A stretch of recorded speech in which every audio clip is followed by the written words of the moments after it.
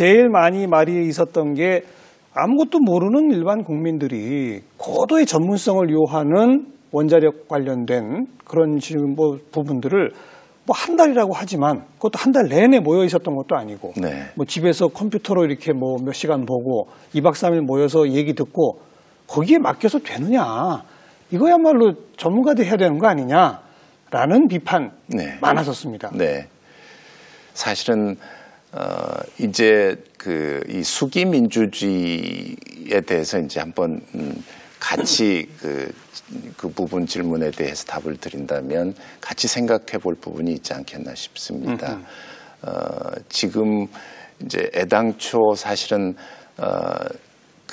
이 의제 자체가 굉장히 전문적인 영역에 속하는 것은 그렇죠. 틀림없습니다. 그렇지만 원자력 문제를 비롯한 에너지 문제가 종래까지는 이제 원자력 산업계와 원자력 전문가 중심의 그분들이 독점하고 폐쇄적인 논의 방식으로 진행이 돼 왔었던 것이 그렇죠. 사실입니다. 그런데 말씀드렸다시피 이제 이 에너지라든지 원자력에 관한 문제는 에너지 소비자인 에너지 생산자 중심의 폐쇄적 논의에서 벗어나서 에너지를 소비하는 일반 시민들이 논의에 참여하는 방식, 이게 이제 사실은 굉장히 중요한 의미가 아니었나 싶습니다. 그래서 결국은 이 문제에 대해서 이제 전문가들이 논의하는 것도 물론 필요하고 원자력에 대해서 우리가 어떤 판단을 하고 어떤 의견을 가질 것인가에 대해서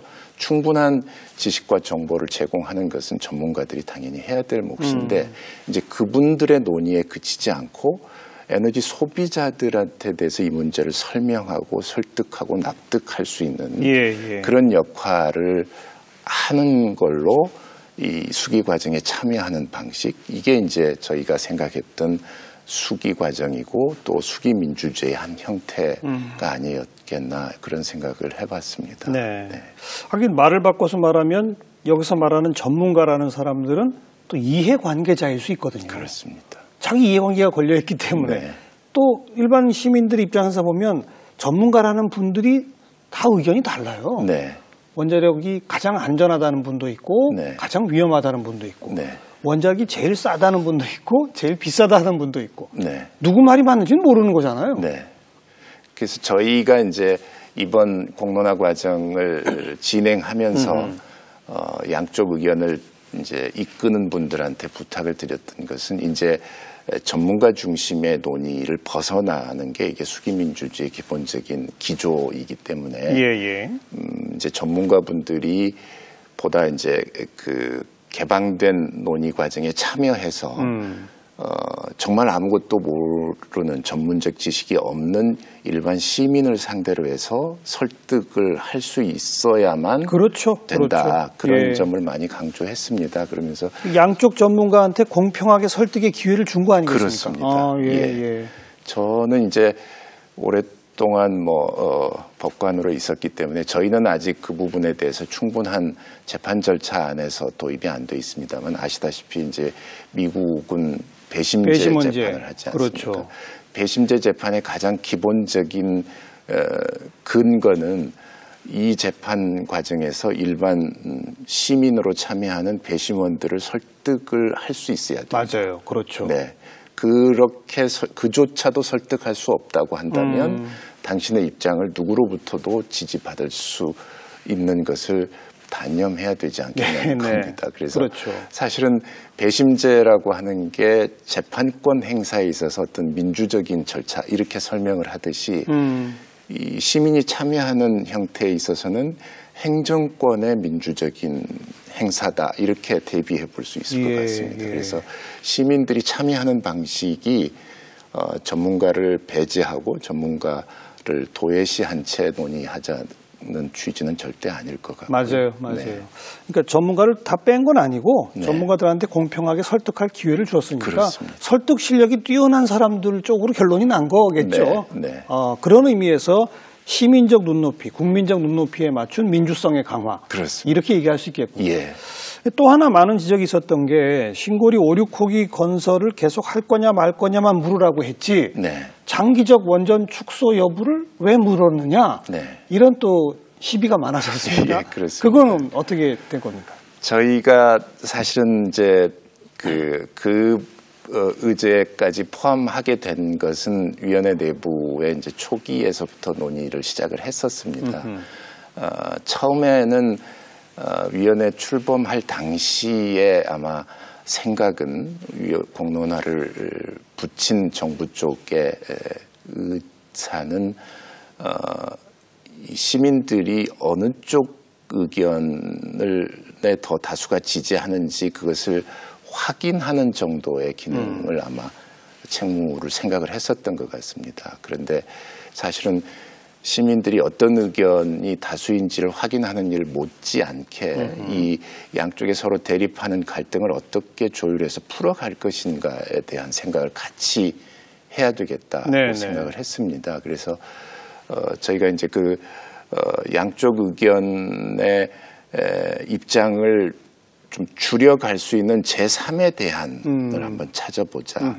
그런 생각을 하게 된 또 다른 이유는 저희가 조사 결과를 마지막까지 확인하기 이전까지는 양쪽 의견이 백중세일 가능성이 훨씬 높다는 생각을 더 많이 했었습니다. 그때 일반 여론조사 결과가 계속 언론에 보도됐는데 예. 팽팽했어요. 그렇습니다. 예. 그래서 이게 이제 양쪽 의견이 백중세일 경우 그래서 통계적으로 오차 범위 내로 의견이 갈렸을 경우 그럼 결론을 못 내리는 거죠. 그렇습니다. 그래서 이제 그 경우에 저희가 어떤 입장을 낼 것이냐에 대한 논의가 저희 사실은 3개월 공론화 과정에 있어서 제일 큰 숙제 중에 하나였습니다. 위원들한테는 예. 네. 그 문제를 푸는 방식으로 우리가 어떤 조정적인 성격의 제3의 대안을 제시하는 것이 공론화에 붙여진 임무를 그래도 더 가깝게 수행하는 길이 아니겠나 이런 생각을 했었습니다. 네. 그래서 이제 그런 동기가 하나가 있었고요. 또 하나는 사실은 이 의제가 만들어지게 된 배경도 고려를 했습니다. 신고리 5, 6호기에 사실은 공사를 계속할 건지 중단할 건지는 애당초 정부의 공약은 중단하는 것이었습니다. 그리고 그것은 이제 탈원전 정책이라고 하는 이른바 맞습니다. 예.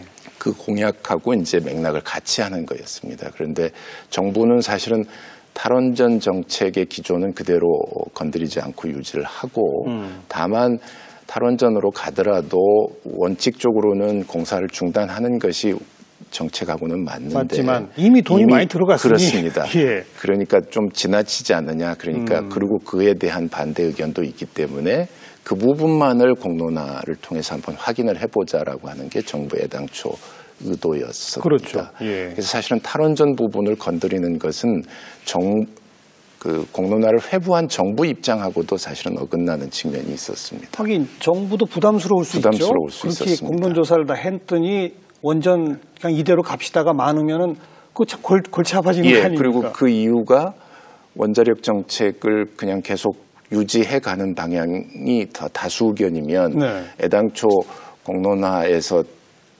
제외했던 탈원전 정책의 공약마저도 흔들릴 수 있는 가능성이 있었습니다. 그래서 사실은 정부 입장하고도 이게 좀 배치될 수 있는 측면이 있었지만 그래서 저희는 이제 기왕에 이 문제를 다루는 데 있어서 원자력 정책에 대한 입장까지도 함께 묻는 것이 맞겠다. 왜냐하면 양쪽 입장의 근거가 탈원전이냐 아니면 원전 계속 유지 정책을 갈 거냐라고 하는 점에 있었기 때문에 그래서 그 부분을 사실은 의제하고 밀접한 관련이 있는 또 다른 의제다고 판단을 했고요. 그래서 그 부분이 포함됐었습니다. 이번에 이제 이런 경험을 하고 나니까 뭐 골치 아픈 숙제만 나오면 이것도 공론화위원회 한번 해볼까? 이런 얘기들이 막 튀어나옵니다. 뭐 심지어는 요새 뭐 헌법 개정 문제 이런 것도 국회가 제대로 못 풀면 이것도 공론화위원회 하는 게 어때? 뭐 이런 말도 나오는데 한번 경험자로서 어떻게 생각하세요? 저희 이번 이제 공론화의 결과에 대해서는 대체로 많은 분들이 이제 격려도 많이 해주시고 긍정적인 평가를 많이 해주고 있습니다. 그렇지만 냉철하게 제 생각에는 이제 이번은 하나의 경험이었고요. 다행히 이제 좋은 경험이기는 했지만 조금 더 냉정하게 공론화에 대해서는 좀 평가하고 분석하고 개선할 점은 없는지 조금 더 정교한 연구가 필요하다고 생각을 합니다. 그래서 이번 성과에 만족하기보다는 공론화의 그 활용 범위라든지 이런 전반적으로 이런 문제에 대해서 보다 많은 연구가 더 뒤따라야 되지 않겠나. 그래서 그래야만 공론화 앞으로 시행될 수도 있을지 모르는 공론화에 탄탄한 기반이 만들어질 수 있다고 판단을 해봅니다. 그래서 제 생각에는 조금 학문적인 체계적인 연구가 조금 더 있었으면 좋겠다는 바람이 있고요. 그래서 그 말씀하신 개헌 문제라든지 하는 것을 다 망라해서 제 생각에는 이게 우리 시민 전체의 삶의 문제에 직결될 수 있는 문제이고 또 그것이 옳고 그름의 문제라기보다는 앞으로 우리가 어떤 선택을 할 것인가에 대해서 신중하게 판단할 필요가 있는, 그리고 아주 중요한 국가 정책적 사안에 해당한다고 한다면 저희가 했던 공론화 방식을 한번 적용할 수 있으면 좋겠다는 생각을 갖고 있고요. 그래서 그 부분은 저희가 따로 이렇게 매뉴얼 형식의 책자하고 또 이렇게 그 백서 같은 형식, 백서 이런 책자를 만들어서 앞으로 참고할 수 있는 그런 작업을 지금 마쳤습니다. 이런 걸 참고해서 조금 더 연구도 더 보태고 그렇습니다. 좀 개선할 거 해가면서, 그러나 여러 분야에 활용될 수 있을 것이다. 좀 신중하게 접근하자. 그렇습니다. 그리고 이번에 거의 참여하신 분들은 뭐 거의 대부분 내 생각과 다른 결론이 나와도 나는 받아들인다. 다 그렇게들 응답을 하셨다면서요. 그러니까 사실 그 얘기는 일반 국민들의 대표성을 그대로 띈 시민들의 대표가 모여서 며칠 동안 토론해서 결론 내린 거니 여러분들도 받아들이십시오. 이런 거 아니겠습니까? 그렇습니다. 아직 근데 못 받아들이는 분들이 너무 많은 거 아니에요? 제 생각에는 아마 그분들도 이번에 사실은 시민참여단이 그 종합토론회 2박 3일 한 과정을 직접 참관을 했다고 한다면 생각을 달리할 수 있으리라고 저는 짐작을 합니다. 사실은 말씀 주셨듯이 참여단 분들을 상대로 조사를 해보니까 93%가 넘는 분들이 자기 의견과 다르더라도 승복하겠다라고 하는 생각을 답을 해주셨습니다. 그리고 이제 그렇게 된 데는 아까 말씀드린 것처럼 이 논의 절차가 굉장히 열린 방식으로 논의가 됐다는 점이 있을 것 같고요. 또 하나는 이분들한테 여쭤봤더니 90%가 넘는 분들이 이 수기 절차가 굉장히 공정했다라고 하는 생각을 갖고 있는 것 같습니다. 그래서 저희가 사실은 조금 이런 방식의 논의 절차에 약간 나쁜 경험을 갖고 있는 것들이 있는 게 뭐죠? 예를 들면 이제 공청회라든지 토론회를 할 때 사실은 입장을 다 정해놓고 이제 구색 맞추기로 했던 경험, 그래서 아예 공청회 자체를 무산시키려고 하는 조금 거친 시도도 있고 뭐 그런 사례에서 볼 수 있듯이, 그래서 단상을 점거하고 고함을 지르고 막 우리 많이 봤던 모습이잖아요. 그래서 그런 방식이 아니고 정말로 시민참여단 분들 471분의 의견이 모아져서 그것이 정책에 반영될 수 있다라고 하는 생각을 전제로 해서 진행되는 것을 본인들이 직접 느꼈기 때문에 471분들은 그런 절차에 대한 공정한 생각을 갖게 됐고 그래서 자기 의견과 다르더라도 승복하겠다 이런 의견을 준 것으로 이해를 합니다. 그런 승복의 문화를 만들어 나가는 것, 그게 사실 수기민주주의, 수기형 공론조사가 노리는 첫 번째 목표 아니겠습니까? 그렇습니다. 근데 우리 사회는 이런 승복의 문화를 앞에서 이끌어가야 할 정치 집단이나 언론 집단이나 이 전문가 집단이 정반대로 제일 승복을 안 하거든요. 그게 참 문제죠. 네. 이 공론조사를 창안한 그 피시킨 교수가 그런 얘기를 합니다. 공론조사가 갖는 장점은 기본적으로 이제 선거에 의해서 선출된 국민의 대표기관들은 기본적으로 다음 선거에서 당선될 것을 염두에 두지 않을 수 없다. 그렇죠. 그리고 정당에 소속돼 있기 때문에 정당의 입장에 벗어나서 개인적인 의견을 따로 가기가 힘들다라고 하는 얘기를 합니다. 그래서 어찌 보면 사실은 전문가분들이나 그렇게 이제 의회를 구성하는 의원들의 입장은 열린 논의가 애당초 좀 불가능하죠. 어려운 다 이해관계가 있는 거예요. 그렇습니다. 네. 그런데 반해서 이제 시민 대표들은 사실은 그런 걸 의식하지 않고 의견을 낼 수 있는 그게 제일 큰 장점으로 작용한 것 같습니다. 참 소중한 경험했는데 이런 걸 통해서 우리 사회의 승복의 문화가 조금씩이라도 커졌으면 그런 바람을 가져보고요. 우리 김 변호사님 개인 얘기 좀 몇 가지 여쭤보겠는데 표현하신 것처럼 평생 법관으로 사셨고 2005년부터 대법관도 지내셨고 어쩌다가 이런 어려운 위원회 위원장을 맡게 되신 겁니까? 사실은 제가 그 법관으로 있는 동안에는 주로 매달렸던 일은 옳고 그른 것을 판단하는 일이었을 것 같습니다. 그러니까 결국은 이제 승소, 패소 이걸 결정해주는 승패를 겨루는 일에 전념을 했었는데요. 퇴임한 이후에는 이제 좀 생각이 달라졌습니다. 그래서 옳고 그름의 문제에 대한 판단보다는 여러 가지 갈등, 분쟁의 이해 당사자가 아닌 제3의 조정자 역을 좀 해봤으면 좋겠다. 그런 생각을 좀 하게 됐었고요. 사실은 그럼에도 불구하고 이번 제안을 받았을 때는 솔직히 말씀드려서 많이 망설였습니다. 그런데 제일 망설이신 이유는요?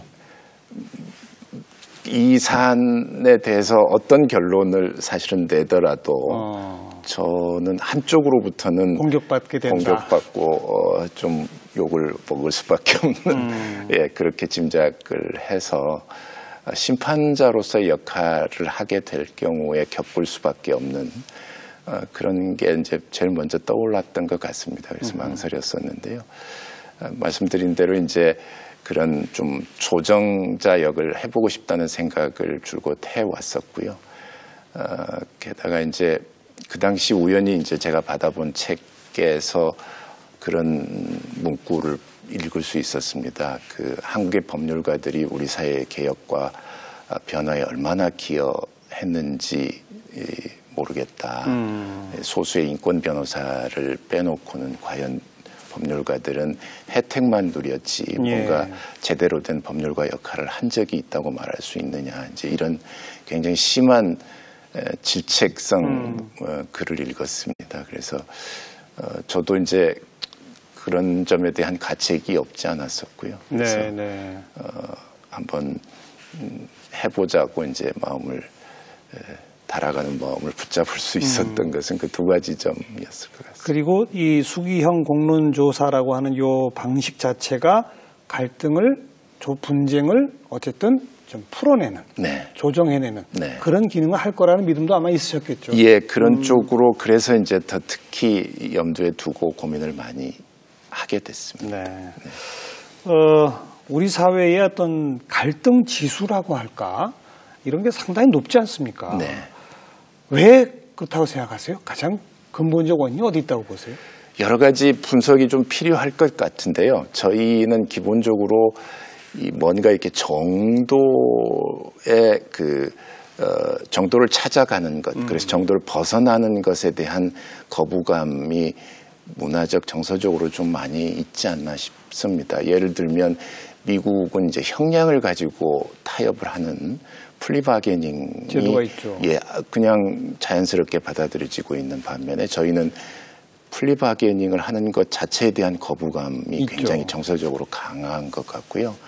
제가 듣기로는 우리 법제사를 연구한 분들 말씀에 의하면 그 조선시대 때 그 수령들이 매달리는 제일 큰 일이 행정적인 업무가 아니고요. 송사에 매달리는 일이 거의 80~90% 정도였다고 들었습니다. 그만큼 저희는 이제 그 재판을 통해서 뭔가 판단을 받고 싶어 하지 타협하고 조정하려고 하는 부분에 대해서는 조금 동양적인 어떤 정서일지도 모르겠습니다만 좀 거부감이 있는 것 같고요. 제 경험으로도 재판하면서 이제 당사자한테 조정이 필요하겠다, 화해가 필요하겠다 싶은 사안에 대해서 이제 물어봅니다. 네. 그러면 많은 분들이 자기는 저도 좋으니까 타협은 못하겠다. 예, 조정하기는 싫다는 의견을 주시는 분들이 많을 정도로 뭔가 이렇게 그 정도에서 벗어나는 일이다라고 생각하는 경향이 좀 저희 정서, 동양적 정서가 아닐까 싶은데 그런 생각이 좀 많이 있는 것 같고요. 그 원인에는 그런 갈등 조정을 할 수 있는 사실은 제3의 조정자역에 대한 제도적 또는 뭐 다른 쪽에서의 보완도 조금 부족한 것 같습니다. 예, 그래서 그게 원인이 아닐까 싶은데요. 좀 아까 말씀하신 저는 재판에 저도 좋으니 조정은 못 받아들입니다 한 분들 막상 재판에 지면요. 재판부를 또 욕해요. 그렇습니다. 승복하는 게 아니라 예. 참 그런 게 안타까운데 갈등 조정과 타협, 협상, 조정의 문화 이런 게 참 아쉽습니다. 특히 우리 정치권 같은 곳에서. 그렇습니다. 앞으로 또 이런 골치 아픈 숙제 공론화위원회 위원장 맡으라고 그러면 하시겠습니까? 제 아내한테 먼저 물어봐야 될 것 같습니다. 왜요? 사실은 이제 제가 힘들어하는 걸 옆에서 제일 많이 지켜보았고요. 그 백혈병 조정위원회 할 때도 그랬고요.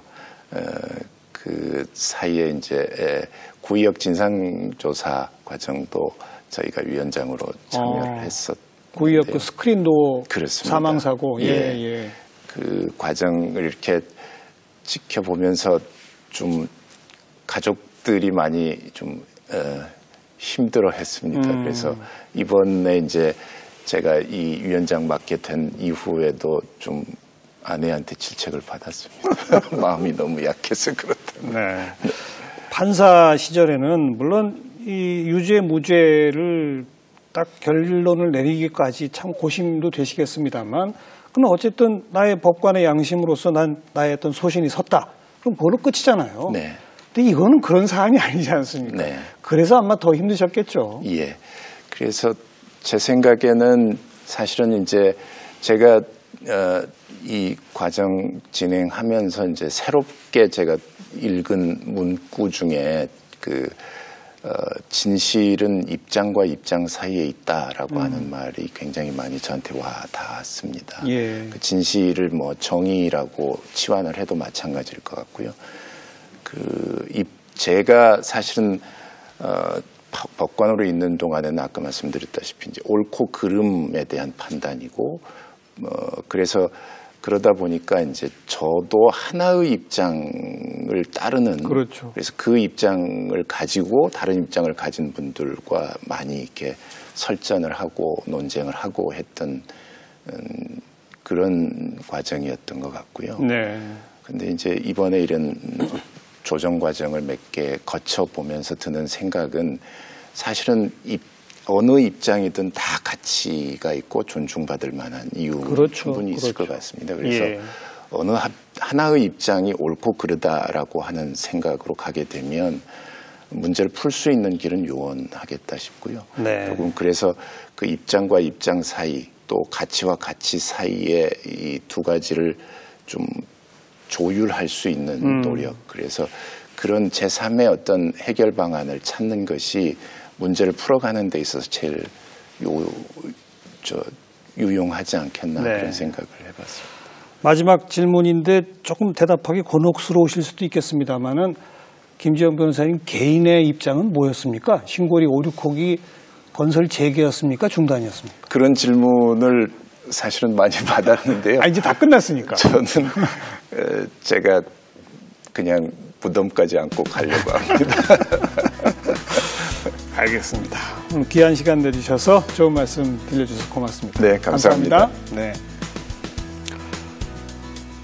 네, 진실은 입장과 입장 사이에 있다. 우리 모두는 그 입장과 입장 사이에 있는 그 어딘가 모를 진실을 찾아가는 긴 여정을 함께 걸어가는 사람들 아닐까요? 2018년 첫 손님, 우리 모두가 그런 진실을 향해 함께 걸어가는 동반자라는 인식이 확대되기를 좀 바라면서 김지영 변호사님 모셨었습니다. 다음 주에 다시 뵙죠. 안녕히 계십시오.